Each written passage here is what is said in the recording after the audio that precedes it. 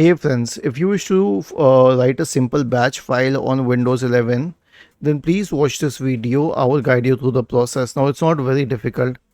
Search for Notepad and open Notepad. Now,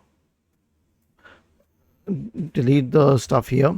Type @echo space off, and then on the next line, you can type echo space whatever you wish to write.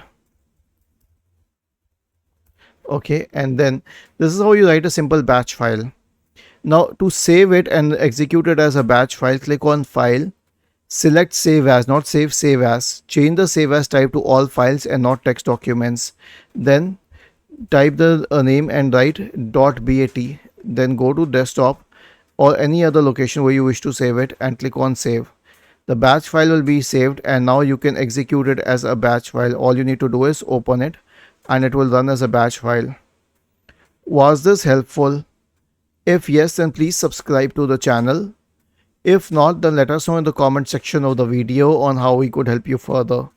Thank you for watching this video and have a nice day.